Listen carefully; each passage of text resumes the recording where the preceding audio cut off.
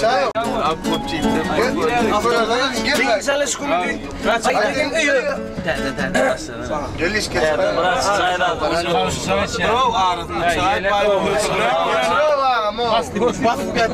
Yes, motor. Dinsel skuni aytegen uyu. Deyip ılga baryan durulga saya. Orun alıp birin deyip bir daya. Yer alırın ütüm tarafta uzun. Orun alıp birin deyip bir daya.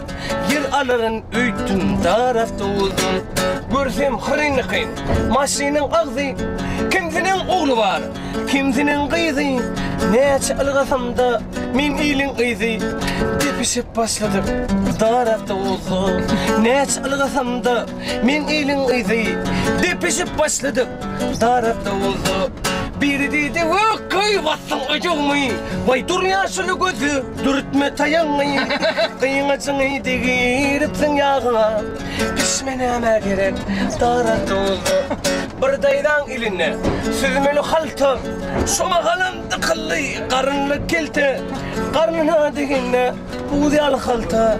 Yurda adam dargattı tarafta uzun. Karnına degine buğdayal haltı. Dört adamla kavur tarafta uzun. Hor vurunan oğlum o bakıp çıkmayın. Vay daya şunu düştün ödün tapacak mı? Elinde anganeme adam tapacak mı? Anganeme gerek tarafta uzun. Bir oğlun ırzarap yerinden durup elini ayır deyip görünce bulup bir sesi koyunu yengerin yolu vandam neme gerek tarafta uzun. Bir sesi koyunun yengerin yolu zeytli neme gerek tarafta uzun.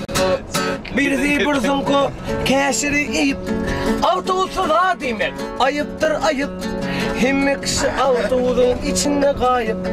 Aynanas kızlar ot yok tarafta uzun. Hem kişi autosun içinde kayıp. Aynanas dem alıp bulunuk tarafta uzun. Ağır bardık himemiz barmalı yeri. Tıkılıştın yana bar yerim yara. Opşiydi var seresim, yüzüğüdüm kara. Kaydıklım çok değermen, tarafta oldu. Atırmen ağalam, sözüm kuturyan.